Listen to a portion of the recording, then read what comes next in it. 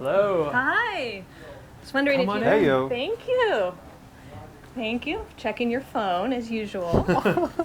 Wonder if you have time for some questions before we start rehearsal tonight. For sure. Of course. Yeah. What is your hometown? I'm from Baltimore, Maryland. Lake Jackson, Texas. Who was your favorite teacher at any age? My favorite teacher was my high school music teacher, Tim Gottwald. My voice teacher from like 8th grade on was Dave Hill, but he was never my school teacher. My favorite school teacher would probably have to be Debbie Sitka, who was my calculus teacher junior and senior year of high school, and also played in the orchestra for our community theater where I did a bunch of musicals. There's a great connection between math and music, isn't there? That's what they say. That's what they say. What was your first paying job? My first paying job, I used to sit as an artist model for artists' classes, and I was underage, so I had some clothes on, but that was my first thing I ever did for money. Like a Speedo or? They were trunks. Too intense. My first paying job, I honestly didn't do a lot of summer jobs because the summer was when we had musicals, and my parents, said I could get a job or I could, be doing art. But the one time I did get a summer job, I was a Richwood lifeguard. Okay. What was your first major role? My first major role was Candide in college at Temple University. And what advice would you give to your past self about that role? I would say that no job is the most important thing that's ever going to happen to you, so don't take it too seriously. My first major role, my first named role was, I don't even know if I can pronounce this right anymore, was Prince Chafachula Longhorn in King and I, in 5th grade. And What would you tell your past self? what would I tell my past self? Have fun with it. I don't know. I feel like I enjoyed theater at the time, and I just have fun with it. I don't know. Always good advice. What was the first opera you ever saw and liked? The first opera I ever saw was Hansel and Gretel at the University of Wyoming, and I think I was in 3rd grade. I only saw a couple of operas before I went to college to study opera, because I thought I was going to get a voice degree and then go do musical theater. But my freshman year was the first time I saw Notte di Figaro, which I honestly didn't love at the time, but every other time I saw Figaro, I fell in love with it a little bit more because it's just so rich in narrative, and so Marriage of Figaro. If you could perform with anyone, living or deceased, who would it be?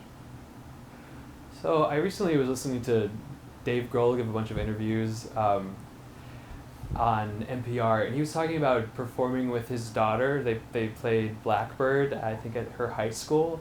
So if I could perform with anyone, I think it would be my daughter, if that would ever happen someday. She's kind of shy, so I'm not sure if that would ever happen, but that would be a lot of fun, I think.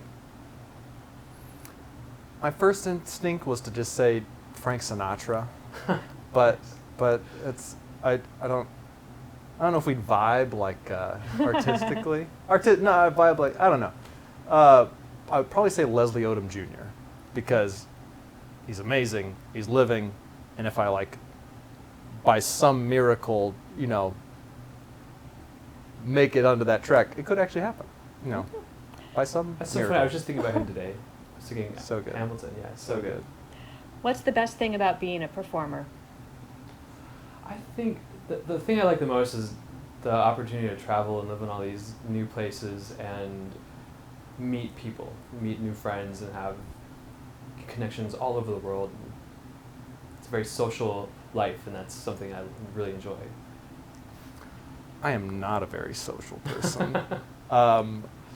But that's actually semi the reason why I like performing, is because I get to display a range of emotions that I never would display in real life. I'm a rather reserved person in real life. I'm either very level or I'm just laughing and having fun. I don't let myself get moody. I don't let myself get dark.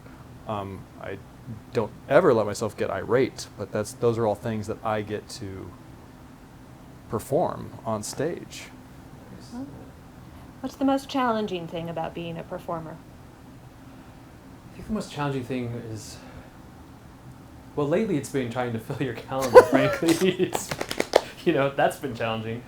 But over the course of my career, I mean, the thing that really costs me the most is being away from my family. I mean, it's really hard to say goodbye to your kid, just like shut the door at the airport and know that it's going to be weeks before you see them again. That gets tough. It never gets easier. So that's what I would say. I would, of course, being away from my wife sucks, and I don't live in, I live in New York City. My family all lives in Texas, so I don't get to see my family a lot. But I would say that the hardest thing about this career is running your own business, because you're not just a performer. You are also, marketing for yourself and True that. constantly improving yourself and your brand. So it's, yeah. If you had to choose a different dream career, what would it be? So I, like most kids that saw Top Gun, I wanted to be a fighter pilot so bad when I was little. And fortunately, I'm colorblind, so my pilot dreams crashed and burned. Yes, we're filming. As I said, we have rehearsal in a little bit, so the costumer just checking in. If I was doing a different career, it would be very adjacent. I would move to California and try to act. Like I couldn't really. There's no really other dream career for me that isn't performing. Like I grew up just in love with Jim Carrey, and like that like kind of humor, and he's what inspired me to go on stage. And it went a more musical route, but it very easily could have been acting for me. What's your dream role, even if it's not your voice type? I'm going to expand on this a little bit, because like if I had a fantasy role, I always wanted to be like one of those incredible concert pianists like Ashkenazi, be playing like Rachmaninoff 2 with the London Phil or something. I think if I had to stay in music and have a fantasy about what else to do, that would be so awesome. I just being one of those like rock star concert pianists with good hair. Emile DeBeck, South Pacific, just good songs, good role. Every baritone's role. Right. So good. Great. What's your favorite movie of all time? This is a tough one, but I think I got to go with The Godfather. Maybe the Godfather 2 part when he shows the immigration scene and everything. But I love those movies, so I always come back to them. I have a list I keep on my phone. Yeah, right. I have You a list keep I keep a on my list phone. on your phone. I do, and a lot of them I've grown out of, like Gladiator, Patriot, Braveheart, Last Samurai. They're all of it. That was back There's in the day. a theme there. There's a theme Yes, there. totally. And staying in that theme, but more fun, is A Knight's Tale, which is just... I haven't seen that.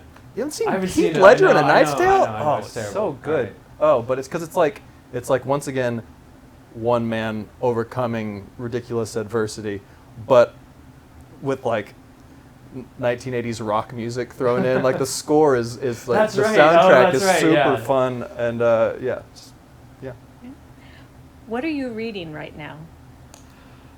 I've taken a little foray into sci-fi, so I'm reading Project Hail Mary by Andy Weir. This guy that wrote The Martian. This is a new one. I haven't done a lot of. I do a lot of audiobooks because I multitask a lot, and so I'm currently right now listening to Dune. By oh my gosh, I can't even remember his name. I'm listening to Dune, which everyone knows the author, obviously. But the movie just came out, and I really wanted to read the book before I saw the movie. So I'm trying to get through that and then watch the. It's a dense book. Frank Herbert. Frank Herbert, there it is. Yep, he's got it. I was like, we're gonna have to cut this. What TV show have you been binge watching recently?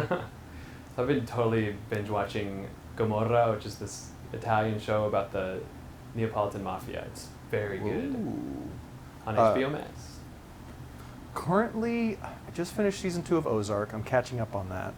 But I also just started the new Reacher series on Amazon Prime. Is it good? It's pretty good. It's pretty good. I read only that first book, Killing Floor, which is what the show is Is based that on. Tom Clancy? It's It's one of those guys, right? Sorry, oh no. Once I did it again. What? Another author that everyone knows, so we don't need to This is say why we it. have Google. I mean, You notice I'm not chiming in with it. yeah, thanks a lot. Yeah. Favorite song to blast in the car? Keeping with my Dave Grohl thing, I've been listening to Nevermind, Nirvana's '91 album. Again, it's so good. Trying to look at what I've been listening to. Jam a lot of Broadway soundtracks. Hadestown. I've been listening to a lot of two hip-hop artists, Childish Gambino and Raleigh Ritchie, who's the guy who plays Grey Worm in Game of Thrones, is also a hip-hop yeah? artist. And he's got some great stuff. He's got Really? an album called Wow. Andy. It's very good. Okay. What's your favorite drink before you perform? H2O. Yeah, I just drink water. Just a lot of water. And what about after? I don't discriminate too much about it after the show. Mine's Beer? embarrassing Yeah. because I don't drink. So I so I don't drink. So my mom, like when I was a kid, was like, "She get a Shirley Temple. It's basically a cocktail My without it." daughter loves those. It was like, then my dad's like, "No, that's girly. You should drink a Roy Rogers, which is a Coke and grenadine." Which is Okay. So I get a Coke and grenadine after shows usually. That sounds good, actually. It's a It's good very question, good. yeah. Pizza or tacos? Oh, this is a tough one. If I'm in New York, pizza for sure. Anywhere else, probably tacos, especially if they're like the street tacos, you know. I'm from Texas. Dave's I from gotta Texas. go tacos. So. Yeah. Yeah. What's a cause that you are passionate about? So we give money to the Chesapeake Bay Foundation, which is involved with cleaning up the Chesapeake Bay and environmental issues in the Maryland, Delmarva region. And I also give money to the Maryland Food Bank. LGBTQ rights. I've been fortunate enough to do a lot of theater advocating for that, such as One and Fellow Travelers Here. And yeah, I just feel like, you know, they've been given a lot of legal rights, but I feel like there's a lot of interpersonal and social, it still needs to be pushed. It still needs to be out there. Absolutely. Mm-hmm. What is always found in your carry-on? Probably a crossword book, because Oh. don't have to plug it in. We've been playing chess this week. That's right, yeah. It's getting It's down to the good, nitty yeah, gritty. yeah. I don't have a plan, just so you know. I'm kind of cheating because it doesn't fit in my carry-on. But what I always bring with me in my bigger bag is I always bring my NutriBullet, because I just always like, I don't do breakfast, and then for lunch I always have a smoothie, and it's like I just get a fistful of spinach in there, so I know I'm eating some greens for that day. So Nice. NutriBullet. Okay. How do you relax? I'd like to do yoga. I read a lot. There's a nice hot tub at this hotel we're staying in. I enjoy that. I play an unhealthy amount of video games. Nice. What is an unhealthy amount And of what video is an games? oh gosh, no god. It depends if I want a gig. If I want a gig, I'm not playing that much. I'm playing like, unless it's an off day. But I play like, you know, 3-4 hours of video games a day. But I Okay. mean, who doesn't That could be binge that much worse. TV? Yeah, that's Who doesn't not- binge that much That's TV? not in dangerous But if like levels. a new game comes out and I'm sitting at home and I have no work for like 4 months, and my wife's out of town on a gig, I'm That playing has a like lot to do. 8 or 9 hours of video games. It's Wow, okay. That's what serious. else do I gotta do? I'm sitting at home alone, you know? Yeah? I make dinner prep as short as possible. I make a PB&J and get It's back like to the Cheetos. computer. How did you meet your wife? So my wife and I met at a young artist program a while back. She was training to be an opera singer as well, and at the time she was training for the New York City Marathon and was looking for a running partner, and I was the only other person there that was interested in running like 10 miles. So we went on these very long runs in New Hampshire and Vermont, and you get to know someone pretty well over 2 hours of running. That's how we met. Do you want the long version or the short version? The best version. Best version. Okay, so my wife and I met in Graz, Austria, doing AIMS in Graz, which is a program for singers. And we met there. She became friends with one of my friends, and then we became friends, and then we started hiking, started hanging out. She was dating someone else at the time, but I was falling for her a little bit. So then we were like talking on Facebook, and she'd asked me if I've ever read Letters to a Young Poet. And I was like, no. And she's like, well, then I should read it to you. And so she literally came over to my room. I like got tucked up in bed, and she sat in a chair and read Letters to a Young Poet to me. And so then she like, you know, is still with this guy. I start writing her. I wrote her a long like letter and poem like to give to her as I was leaving. To start, dear friend. Dear friend, yeah. And so then I start writing her letters with, you know, normal content, and then poems with like a lot of emotional content that, like, you know, technically I'm not, you know, being overstepping because I'm just writing her poetry, but really I was, you know, in love with her, and I was trying to get her to break up with her boyfriend. And so I do that for about a year with no luck, and then eventually I kind of give up for a year. I kind of see some other women, and I just kind of try to forget about her. But like every girl I end up dating, I'm like, I'm sorry, I don't think I can fall in love unless I feel the same way I felt about this girl. And so I told, you know, a couple of women that I dated for, you know, multiple months, and then